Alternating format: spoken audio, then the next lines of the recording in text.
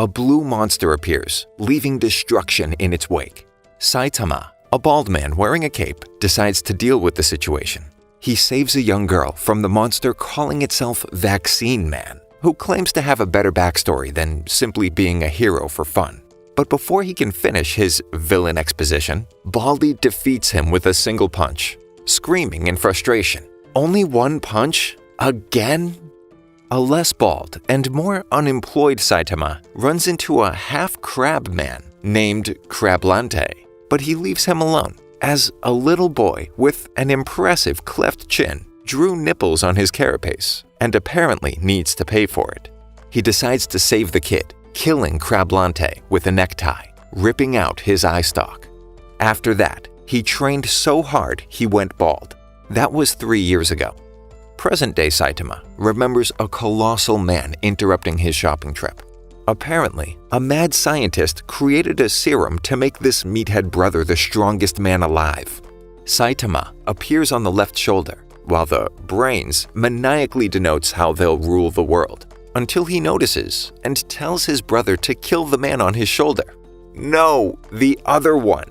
It dawns on the bronze, and he tries removing Saitama from his sight, sending him deep underground.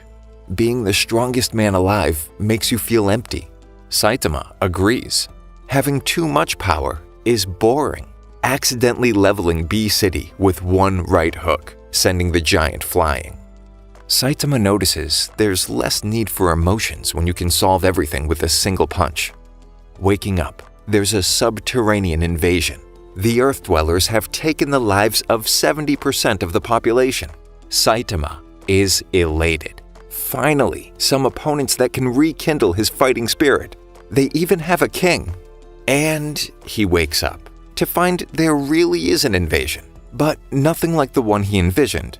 There's a massive swarm of mosquitoes in City Z, while Saitama struggles to catch even one while watering his cactus. The blood is completely drained from a looter in the abandoned city. A cyborg figures out they're being controlled by a mosquito woman who trades her legs for an arm. Saitama runs down the street spraying the single mosquito, only to run into the cyborg and the giant swarm surrounding the woman. Despite setting the bugs alight, the massive amount of blood she consumes forces the cyborg to self-reflect after Saitama swats her, disappearing faster than his clothes. In awe of his strength, the cyborg wishes to become his disciple. And he's not joking. He shows up a week later, introducing himself as Janos, insistent on calling Saitama master and relaying his whole life story completely unprovoked. Basically, a cyborg destroyed his hometown along with its inhabitants, forcing Janos to become a cyborg to take revenge on said cyborg. A mysterious figure decides to capture Saitama for his genetic experiments, sending genetically modified creatures after him. Janos learns from an armored gorilla, who's also a cyborg, about the House of Evolution, a cloning lab run by clones. He launches into a monologue about Dr. Genus, who experiments with artificial evolution and who's taken an interest in Saitama's incredible strength. Upon arrival at the House of Evolution, Janos levels the entire above-ground complex. One of the clones unleashes Carnage Kabuto, the pinnacle of evolution, according to the doctor. He deals with Janos effortlessly, though when he goes to attack Saitama, he backs off, terrified of his power and lack of thought given to defense. He's wide open. Before they fight, Saitama reveals the secret to his strength: 100 push-ups, 100 sit-ups, 100 squats, and a 10-kilometer run every day for 3 years, or at least until your hair falls out. That's just regular strength training. That can't be his secret. Unfortunately for everyone in the room, that's pretty much the gist of it. Carnage Kabuto goes into carnage mode. He'll be in this rampaging state for a week, all the way to next Saturday. Saitama looks defeated. He isn't even putting up a fight. A whole week, which means today is Saturday. He's made a grave mistake. He missed discount day at the supermarket, absolutely destroying his wallet and Carnage Kabuto. But Janos reassures him that there's still enough time to make it before close. They blast a hole through the wall and rush to the store. Dr. Genus gives up on his research right then and there, while the Hero Association investigates Genos' destructive capabilities. After a passionate speech about eating the banks or trickle-down bootstraps, a terrorist named Hammerhead knocks down a building owned by Zeniru, a wealthy, powerful man. Wrong building, but it's the thought that counts, right? Saitama jolts awake after a disturbing dream about rock, paper, scissors, discovering there's a group of terrorists running rampant. He won't stand for it. They stole his look. Now every bald man is a public enemy.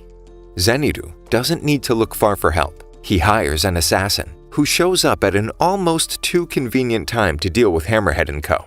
He makes quick work of the cue balls, relieving their bodies of their heads. But Hammerhead slips away, only to run into Saitama in the forest, who destroys his stolen battlesuit. The assassin shows up and immediately thinks he's a terrorist. Saitama is disheartened that he has no idea who he is. The hired gun zips around, introducing himself as Speed of Sound Sonic. The only thing that slows him down is saying his own name. He's surprised that Saitama can block his attacks when he accidentally sacks him. Sonic vows that they'll meet again while slinking off. Saitama tells Genos they have a problem. Nobody knows who he is, despite defeating more monsters than any other hero. Apparently, if he wants recognition, he'll have to sign up to be on the official hero registry. They agree to sign up together, so Genos can become his official disciple. There are only two things standing in their way: a physical and written exam. Saitama destroys every record of the physical portion, and most of the equipment while he's at it. Genos gets a perfect score on both portions, but why would they make a cyborg take the physical? He is immediately ranked as an S-class hero, and confident in his master, begins celebrating, only to find out he mistook the top half of the letter C as that of an S. Saitama passed by 1 point despite a perfect physical score. They are the only two that pass the hero exams and must endure a class taught by Snek, an A-class hero. Frustrated at their lack of attention span, Snek tries to haze Saitama later on, only to embarrass himself further. Genos challenges Saitama to spar, though upon asking his master to go all out, he's completely baffled by his incredible strength. He still doesn't believe that Saitama's basic training regimen is truly his secret. He's on another level completely. Afterwards, they get some udon when Class A Rank 1 hero Sweet Mask comes to speak with Genos. Outside, he gives him an ominous welcome to the big leagues. It's been 5 days since they became heroes and Genos moved in. He casually mentions that Class C heroes need to make a quota or else they are removed from the registry. Saitama had no idea, nor did he have the slightest clue what he could teach his disciple. He quickly makes something up he read in a manga about training his mind or something, and gives him the goal of making S-Class top 10. He runs around the city for 2 days to no avail. To make matters worse, Sonic shows up, looking for a rematch against his imaginary rival, becoming spooked when Saitama breaks his sword and threatens him in anger. A woman points them out as another C-Class hero, Tank Top Tiger, approaches. Saitama laughs, thinking Sonic is a criminal, but becomes even more annoyed when he realizes nobody recognizes him as a hero.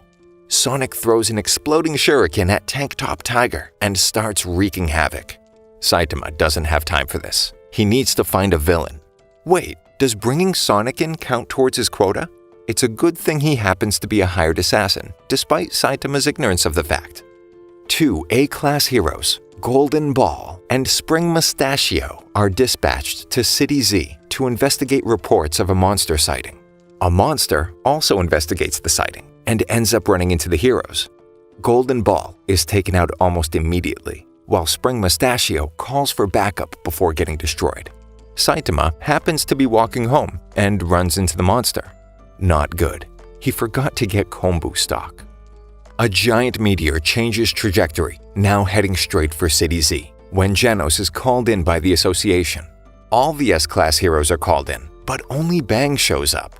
He briefs Genos on the situation. Before he can try his new upgrades, Metal Knight sends one of his drones for a field test, which has no impact whatsoever. Genos begins overthinking until Bang calms him down. He puts everything he has into one shot, which again has no impact on the meteorite. Saitama appears, refusing to let his city be destroyed, and punches straight through, shattering the meteorite into smaller pieces that rain down on the city, causing massive devastation. No one died though. Good enough. After the events, Saitama's rank shoots up from 342 to C-Class rank 5, despite doing what two S-Class heroes couldn't. He goes out on patrol, only to be stopped by Tank Top What's-His-Face and another tank top wearing hero who tried to turn the citizens against Saitama for destroying the city and cheating in the rankings. Saitama becomes angry and yells at the crowd, who are oblivious to the fact that they wouldn't be standing there without him. He doesn't do this for admiration, he does it because he wants to. Genos calms him down before he makes a bigger scene. The Sea Folk announce their invasion of the surface. Moomin Rider races to the scene, but he's too late. Saitama happened to be walking by and already took care of it. In City J, A-Class hero Stinger defeats some of the Sea Folk who begin to emerge, while Saitama watches reports of the incident. The Sea King appears, defeating Stinger with ease as Genos, Saitama, and Moomin Rider head to the scene. Lightning Max debates whether to step in when the Sea King appears behind him, taking him out in a single hit.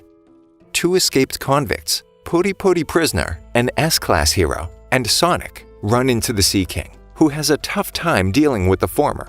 Sonic decides to take him on after being insulted, but as it begins to rain, the Sea King only gets faster and stronger. Moomin Rider spots a lost Saitama looking for Genos and gives him a ride. Sonic escapes with his life, but not his clothes, and tells the cyborg not to bother, running past Saitama during his retreat. Saitama jumps off the bike, wondering who the naked guy was. He finds Moomin Rider's dropped phone when the Hero Association calls. Genos faces off with the Sea King, who rips his arm off while he tries to evacuate the stadium, but he's taken out while attempting to save a little girl. Not to worry, Moomin Rider is on the scene. He absolutely refuses to give up, giving a rousing speech and garnering cheers from the crowd. Saitama catches him before the Sea King kills him, interrupting his villain exposition. Q-Ball winds up and completely wrecks the King of the Deep with one punch, stopping both him and the rain. Sonic, now clothed, returns with his weapons a few seconds too late, believing the monster left. At their apartment, Genos and Saitama receive a bunch of fan mail, well, hate mail, and one fan letter in Saitama's case, prompting a flashback to the aftermath of the battle, where Saitama vindicates one crowd member's smack-talking heroes. He lies to them, saying it's true that he's the guy who steps in to steal other heroes' credit, making them appreciate the fallen ones. A third letter arrived from the Hero Association, promoting him to C-Class rank 1 and inviting him to a meeting to decide whether to move up to B-Class. They discuss if he's really a fake despite his record-breaking test scores. If he's for real, they'll soon find out. On his way back home, he stops for something to eat, only to find Moomin Rider, who offers to buy him a drink since he couldn't say everything in his thank you letter. At Bang's dojo, he tells Genos and Saitama that one of his students went crazy and defeated all his top disciples when someone from the Hero Association shows up, claiming there's an emergency meeting for all S-Class heroes. Saitama goes along, since he has nothing better to do. Madame Shibabawa, a seer who predicted monster attacks, has died. But with her last breath, she predicted that the Earth is in trouble, sometime within the next 6 months. Suddenly, the HQ is attacked. A giant alien spaceship appears in the sky, leveling City A.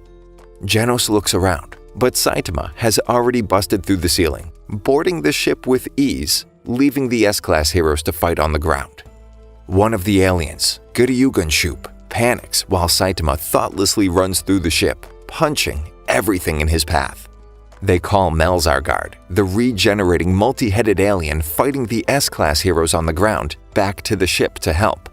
Meanwhile, Saitama continues searching for the captain, accidentally breaking everything he touches. The heroes fighting the alien have a tough time as physical attacks have no effect, until Metal Bat finds and destroys a blue marble which kills off one of the heads. When Saitama is contacted telepathically and told to leave, claiming he's lost, the alien is more than happy to direct him off the ship, until he goes in the opposite direction. Smashing through the door, he finds the telepath who tries to intimidate him with telekinesis. But Saitama says it's a waste of time using such power to throw pebbles around, tossing one right through its head. The ship's gunner waits for confirmation, but decides to fire regardless. But the S-class hero Tornado stops the barrage, redirecting it towards the ship. Moomin Rider saves the survivors in City A, inspiring other low-ranking heroes to join him. Bang destroys another of Melzargard's heads, which leaves only one left, provoking an attack that launches him through multiple buildings. Back on the ship, Saitama smashes through the alien leader's door, who recognizes him as the strongest warrior on the planet, with seemingly unlimited energy. Before they fight, he wishes to exchange names out of respect, announcing himself as Boros, the leader of the Dark Matter Gang and dominator of the universe. Saitama begins introducing himself as a hero for fun. Make that a professional hero, catching himself, saving him from embarrassment. Apparently, when Boros became bored with being so strong, an alien seer made a prediction that he would find someone worthy of fighting. Saitama doesn't care, punching him, only to break his armor, which seals his unimaginable power. Sure, okay, he has no problem keeping up, even punching Boros' arm off. Tornado begins attacking the ship with her telekinesis, while Drive Knight warns Genos that Metal Knight is not an ally. Bang turns out to be completely fine and destroys the last of Melzargard's heads. Boros continues his relentless assault on Saitama, who is still completely unfazed by everything he says and does. He does, however, have powerful regenerative powers, but Saitama interrupts his villain exposition, but takes a high knee, sending him to the moon. He looks around and jumps back to Earth, impressing himself. It's time to end this. Saitama finally unleashes one of his most powerful moves, consecutive normal punches. But it only provokes Boros to use his ultimate move, forcing Saitama to use his ultimate move, Serious Punch, which sends him around the world, completely baffling Boros that he lost. Sweet Mask shows up, becoming furious about the results of the battle, and loses it on the S-rank heroes, while Metal Knight sends a drone to collect the alien tech to incorporate into his own. Genos wonders where his master is, as Saitama punches his way out of the ship.